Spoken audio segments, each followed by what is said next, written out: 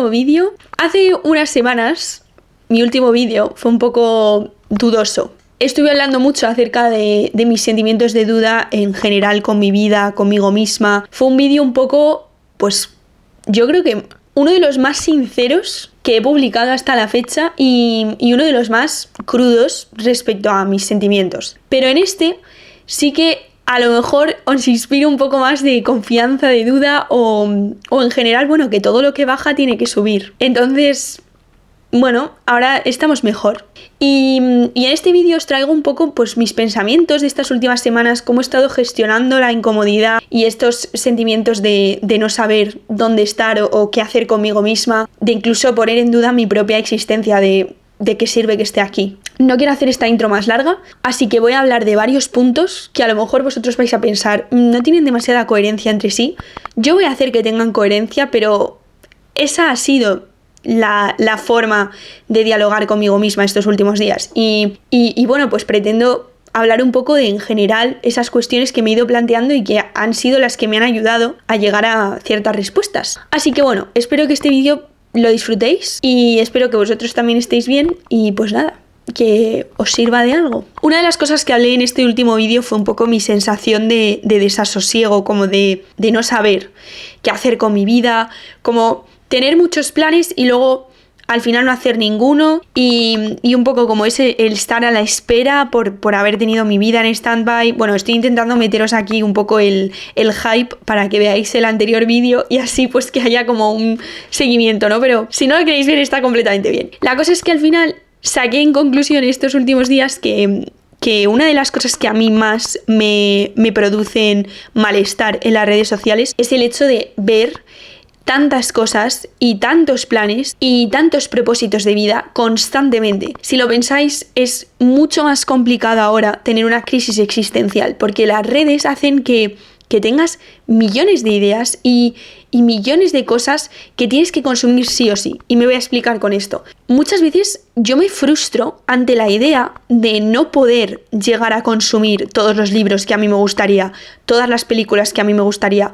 No voy a poder viajar a todos los lugares que me gustaría, pero es que es algo normal. Parte de ser humano también supone entender que vas a tener una limitación de muchas cosas en tu vida no las vas a poder hacer, porque muchas de ellas pues a lo mejor te van a gustar cómo suenan o cómo te las imaginas tú en tu cabeza, pero luego a la hora de llevarlas a cabo pues no estás dispuesto a hacer el esfuerzo y a comprometerte con eso o porque no cuadra con tu contexto. Entonces cuando tú ves un vídeo de una chica que se ha ido a viajar y ha dejado su carrera y lo ha apartado todo, pues te entra ese sentimiento de ¿por qué no soy yo? Pero claro, ahí está la cosa, que es que no es un único vídeo de una chavala que se va a viajar al sudeste de Asia. Es que es millones de vídeos haciendo millones de cosas y te frustra porque tú tampoco te puedes comprometer con un solo propósito si ves tantos. Yo estaba viendo estos vídeos y estaba pensando, joder, pues sí, podría dejar la carrera e irme a viajar porque siento como que estoy malgastando mi vida haciendo esto, pero luego también veía un vídeo de un chaval que se iba con su pareja a vivir a Noruega y se hacían una granja ahí y pues también me gustaba esa idea y también me gustaba la idea de quedarme, estudiarme la carrera, sacarme el máster y hacerme psicóloga clínica. O sea, es que son tantas cosas y creo que las redes sociales han fomentado tanto que veamos millones de vidas, millones de propósitos que es muy complicado darle sentido a tu vida a día de hoy, o al menos así me siento yo, como que no tengo tanto consumo, o sea, tengo tantas posibilidades, se ven tantas cosas que a veces puede ser hasta un poco agobiante, o al menos yo lo vivo así. Por una parte es bastante guay que tengamos un mundo lleno de posibilidades, que siempre se nos dé la oportunidad de empezar de nuevo, por así decirlo, pero por otra parte es muy frustrante ver tantas cosas y saber que en verdad, pues joder, que te tienes que comprometer con una. Que las redes nos han vendido mucho este concepto de tienes que tener miles de objetivos y tienes que leerte todos los libros de filosofía que puedas y tienes que verte todas estas pelis, pero muchas veces pues no vas a verte esas pelis, no te vas a leer esos libros, porque al final tú tienes un tiempo limitado y tienes que elegir qué hacer con ese tiempo. Y eso es frustrante y eso es algo que yo, por ejemplo, nunca había pensado. Y estos días como que sí que me lo planteé. Dije, joder, las redes no me están ayudando para nada porque me están poniendo de frente algo que me está dificultando aún más entenderme a mí misma y entender lo que yo quiero hacer. Tenemos tantas cosas a nuestra disposición que es muy complicado comprometernos a una. Y también entender desde nuestra propia humildad, tengo unas capacidades limitadas, es decir, yo llego a lo que llego, pero no soy Superwoman, no puedo hacer todo esto, no soy Barbie, no puedo tener 300 carreras y 300 másters, porque, bueno, pues eso es lo que ocurre en las redes, ¿no? Todo se idealiza. Eso la verdad es que me dio como cierto alivio el poder reconocerme a mí misma, el que no llego a todo y no voy a ser todas las cosas que me gustaría ser y tengo que estar en paz con aquella cosa con la que me comprometa, con aquella cosa con la cual sí que estoy dispuesta a invertir mi tiempo, mi dedicación, mi esfuerzo. Da que pensar, o al menos me dio que pensar. También se aplica un poco con el tema de por ejemplo, mi carrera, ¿no? Yo os compartí en otros vídeos de que yo siempre he tenido una concepción un poco utópica, idílica, de al principio cuando te metes en la carrera de psicología, creo que esto le pasa a mucha gente que se mete con la intención de ayudar a todo el mundo y querer salvarlos a todos. Pero bueno, hace poco hice las primeras prácticas en un colegio y me di cuenta ahí más que nunca que muchas veces tú puedes aportar tu granito de arena, pero luego en la vida real pues existen limitaciones, influencia mucho otras personas, el contexto, muchísimas cosas y que va a haber personas a las que no vas a poder ayudar tanto como a ti te gustaría o no en la forma en la que a ti te gustaría. Eso no significa que tengas que ceder y pensar, bueno, pues si no voy a poder ayudar como a mí me gustaría, pues ya no ayudo. No, pero un punto medio. Por ejemplo, con lo que tiene que ver con la psicología educativa, o sea, un orientador de colegio, pues puede querer ayudar a un niño, pero ese niño no únicamente está influenciado por lo que tú le digas y los consejos que tú le des, sino que también está influenciado por su familia, por su contexto, por el colegio, por sus compañeros. Entonces, tú puedes ayudar en la medida de lo posible, pero hay más cosas que se escapan de tu control y eso también está bien. Y ahí también es un poco a donde quiero llegar, que toda esta crisis que yo estaba teniendo a nivel existencial era un poco por entender que muchas veces queremos tener todo bajo control y de verdad que parece algo obvio, pero es mucho más complicado practicar esta mentalidad, pero muchas veces queremos tener las cosas bajo nuestro control y no funciona así. La vida te demuestra con la frustración, con el sentimiento de frustración, que hay cosas que siempre se van a escapar fuera de tu control y tienes que saber gestionarlo. Y creo que de hecho a día de hoy es un problema el que tengamos todo de forma instantánea y que haya tantas posibilidades a nuestro alcance y que se nos diga que todo va a ir bien y esta mentalidad de omnipotencia, de tú lo puedes abarcar todo, puedes hacer todo lo que quieras, puedes viajar a Bali y luego irte a viajar por autocaravana, o sea, un poco lo que os decía al hilo de lo de antes, ¿no? De que tienes que hacer 300 cosas y leerte 300 libros. Creo que no gestionamos nada bien la frustración a día de hoy porque no estamos acostumbrados. Y es un problema porque la frustración es una sensación muy desagradable, pero te permite llegar a madurar, a crecer, a entender muchas cosas y sobre todo a darte cierta tranquilidad de pensarte que, bueno, sí, siempre va a haber obstáculos por mi camino y eso me va a generar frustración, el hecho de que las cosas no salgan como yo quiero o que la gente que tenga a mi alrededor no sea ahora mismo lo que a mí más me guste o que yo quiera estar haciendo otra cosa y me toque hacer esta otra, pero la frustración luego te lleva a crecer en cierta forma y ahora a día de hoy con todo esto pues estamos como impidiendo un poco que la gente crezca. Cada vez somos más niños pequeños en mentalidad, o al menos yo sí que siento que me cuesta muchísimo tolerar la frustración y yo trato de trabajarlo porque, bueno, pues al final la vida pues siempre te pone retos por delante para que la puedas trabajar, ¿no? Pero imagínate una persona que ni siquiera es consciente de lo que es la palabra frustración. O sea, que hay personas ahí afuera que se piensan que el hecho de que tengas un obstáculo, pues sí o sí, es para que tú lo tengas que resolver, como el pensamiento automático de me tengo que focalizar en llegar a donde quiero y nadie me va a decir que no y tal. O sea, siento que hay mucha gente que está muy obcecada en conseguir las cosas como ella quiere, de la forma en la que ella quiere, pero también entiendo que esa mentalidad se esté dando así por el medio, por el contexto en el que nos estamos desarrollando. Entonces, eso como que creo que también me dio como mucha paz estos días, porque como que sí que me senté mucho a gestionar esa frustración, como que me enfadé muchísimo, me puse triste, me dio impotencia que haya cosas que no salgan como yo quiero, y una vez superado ese mini bache o esos baches a lo largo de los días, pues poco a poco te vas haciendo a esa sensación y curiosamente te sientes mejor, porque es como que ya las expectativas tampoco están tan altas, es como que directamente dices, bueno, pues si tiene que salir, saldrá. Y ya está. Y si no, pues oye, ¿qué se le va a hacer? Supongo que eso es lo bonito, o lo que yo veo bonito, de tener esa crisis existencial, que es como que luego te levantas y dices, bueno, sinceramente estoy mal, entonces vamos a cuidarnos, vamos a hacer las cosas que nos gustan y tampoco nos vamos a frustrar de más por nimiedades, por cosas que no son tan importantes. O sea, como que le das más importancia a las cosas más de peso. Y las otras que son más como cosas que en el día a día tú sobrepiensas y tal, como que cuando estás con una crisis existencial, pues ya es que dices, a tomar por culo. Yo esto lo he empezado a pensar cuando me he frustrado, cuando me he sentido incómoda conmigo. Y una vez más recalco aquí que las emociones son una montaña rusa. Entonces, tú puedes tener una crisis existencial y eso no significa que tengas que estar todo el día por los suelos. También puedes estar en momentos de tu día un poco más feliz, en otros un poco más estresado, y es saber gestionar esa ola de incertidumbre y de sensaciones que va surgiendo. Por otra parte, voy a hablar de una cosa que me ha salvado, especialmente en esta crisis, en esta ola de mi existencia. Y ha sido lo que una vez más siempre me salva. A lo mejor parece una tontería, pero a mí la lectura y el cine, en plan, en general, lo que es cultura, lo que es arte, lo que es filosofía, son cosas que me han salvado. A lo largo de toda mi vida, que es muy poca, pero toda mi vida, cuando he leído un libro en particular o cuando he visto una peli, han sido esas cosas las que me han llevado a conectar una vez más conmigo, con lo que yo quiero hacer, a ver lo bonito en la vida. Y me parece triste que se esté perdiendo. Aunque creo que no. Porque ahora creo que está viniendo como una ola nueva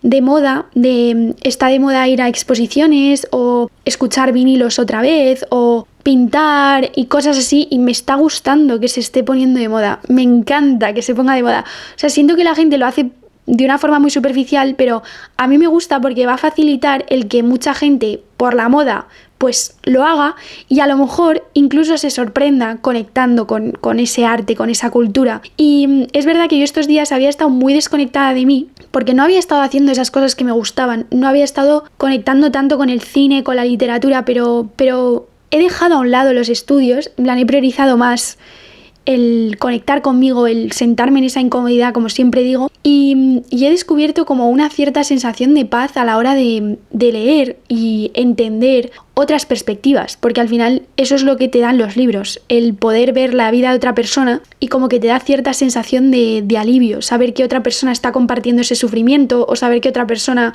se ha sentido de esta forma o que otra persona ha estado en la misma posición que tú o que ha tenido una vida distinta a la tuya. Es que es tan amplia la literatura, o sea, es tan bonita, de verdad, y va a sonar como muy romanticón, pero es que es verdad. Yo creo que de verdad me da pena, sobre todo que los periódicos, que los libros pues se estén perdiendo. Estos días sí que he hecho un esfuerzo mayor por bajarme a Madrid, que me podía antes la pereza, pero ahora he dicho, venga, va, toca, hay que bajar, y me he bajado a Madrid y me he sentado a leer, y de verdad que ha sido una de las mejores tardes de mi vida y lo llevo repitiendo un par de veces por semana y la verdad es que en cierta forma esos pequeños momentos me están sanando, porque cuando bajas a ver lo que pasa en Madrid o en ciudades grandes en general, cuando vas a un sitio, aunque vayas tú solo y hay otras personas que están haciendo otras cosas, no contigo, pero están en el mismo espacio que tú,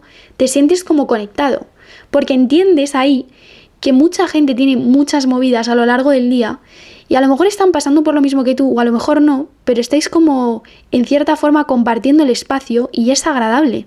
O sea, yo estaba sentada leyendo y a lo mejor había una pareja enfrente mía teniendo una primera cita, o había un chaval que estaba triste y estaba llorando escuchando música, o otra chica mirando al cielo, pero te daba como una sensación de agrado de, joder, estas personas igual se sienten igual que yo y estamos como todos aquí compartiendo este espacio y viniendo a conectar con nosotros mismos, y es algo bonito. Y me senté ahí a leer un poco, y el libro que leí fue un poco tópico, porque sé que ahora todo el mundo se lo está leyendo, pero me da igual. El hombre en busca del sentido de Viktor Frankl, que yo ya me lo he leído antes, pero la verdad es que te hace darte cuenta de un poco la retrospectiva, ¿no? De, joder, estamos hablando de un campo de concentración, de un psicólogo sometido a ese sufrimiento, y yo estoy aquí con una crisis existencial, y en cierta forma siento que ese sentimiento de dolor es muy humano, es decir, es globalizado,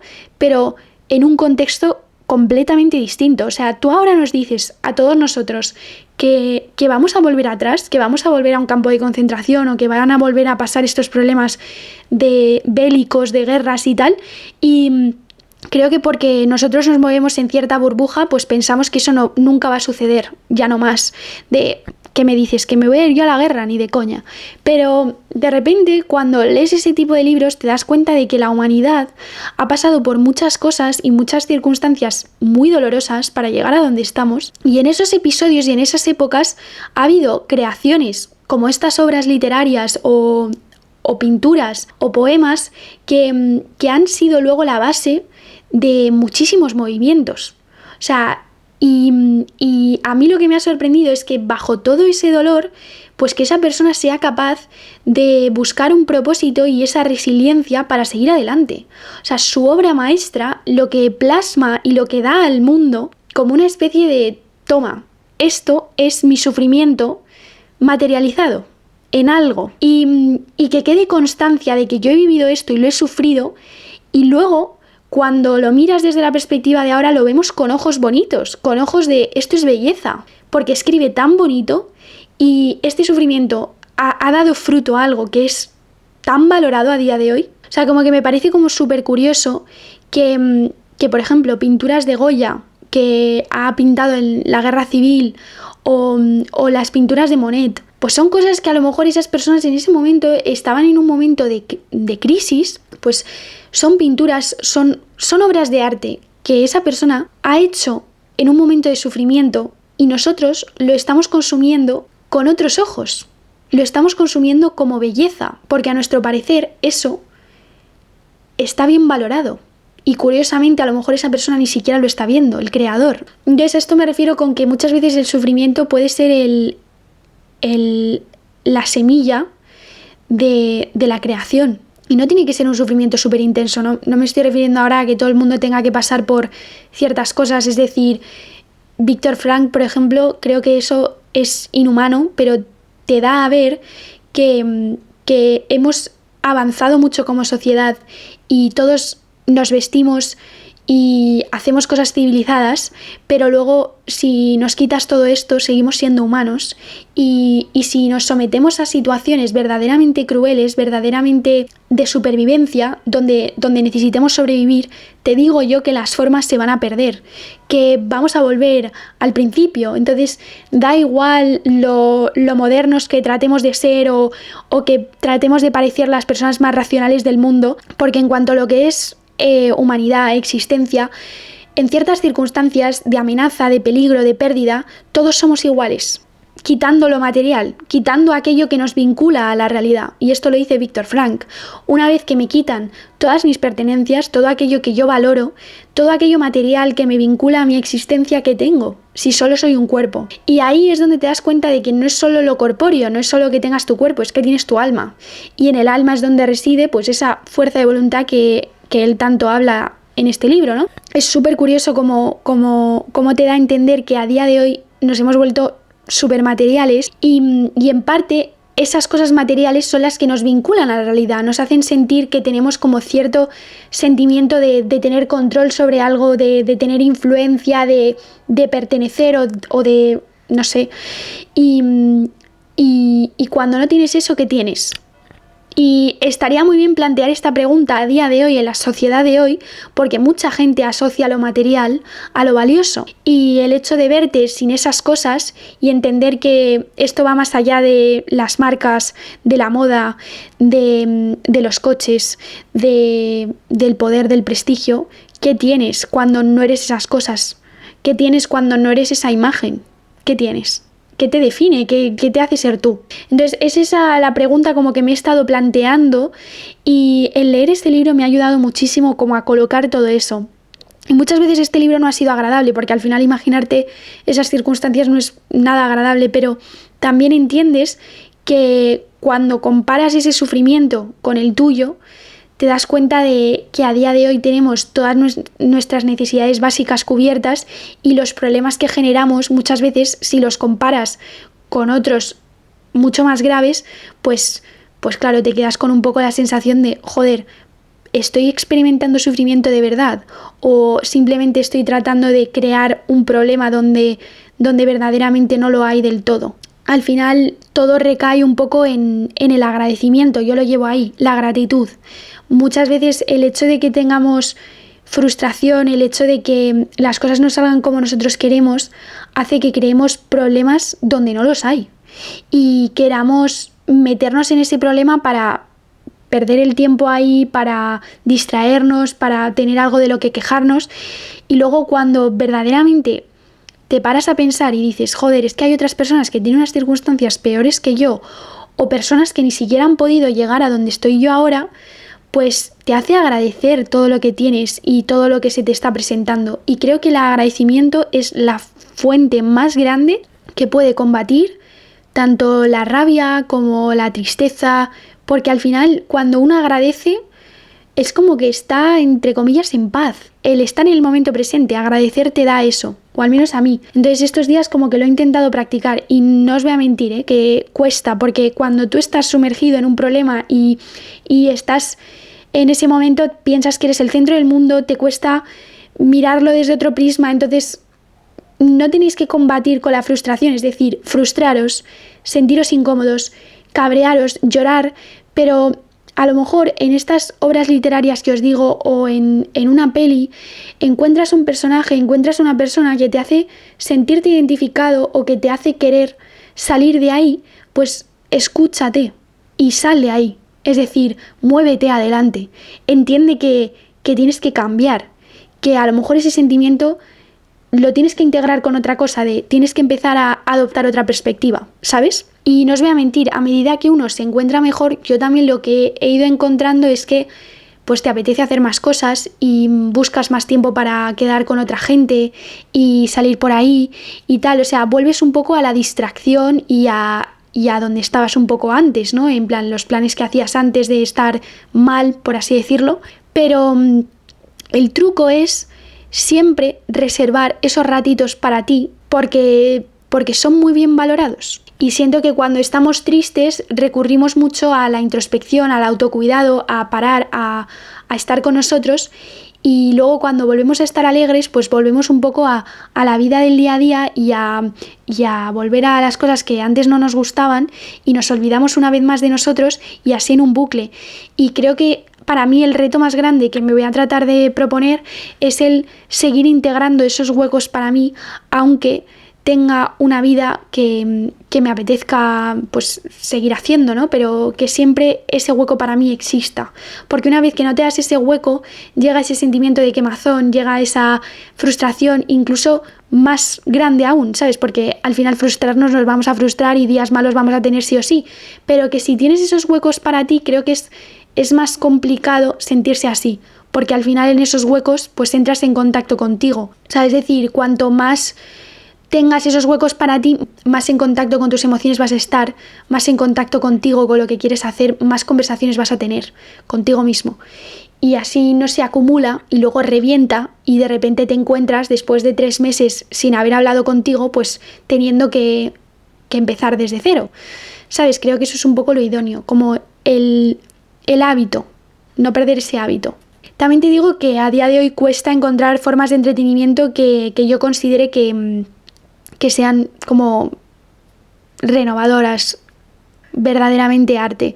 O sea, por ejemplo, yo la nueva temporada de Euphoria no considero que eso sea arte, creo que eso es literalmente entretenimiento puro y duro, y cada vez más se intenta hacer como una sátira, como criticar la realidad, pero verdaderamente no se está criticando, sino que se está replicando, porque en Euphoria hacen muchísimo alusión a todo lo que es las creadoras de contenido, la prostitución, el tráfico de personas, el abuso de drogas, pero no hay como ninguna crítica, no hay ningún diálogo que te haga ver un poco más la realidad entre líneas, sino que simplemente se basa en replicar la realidad, y me da pena que haya gente que simplemente lo vaya a ver y no vaya a sacar nada en conclusión, porque para ver eso en la tele, pues puestos a decir, pues tampoco me estás cambiando nada. O sea, te quiero decir, creo que el arte siempre tiene que tratar de tener un fin o transmitir algo, y hay ciertas cosas que no están ahí para transmitir, están ahí para vender y para replicar lo mismo una y otra vez,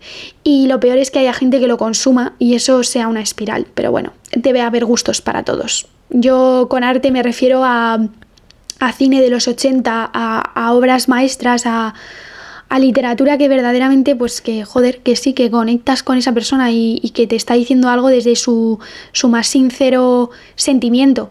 O sea, hay otras series que sí que me he estado viendo últimamente, por si le queréis echar un vistazo.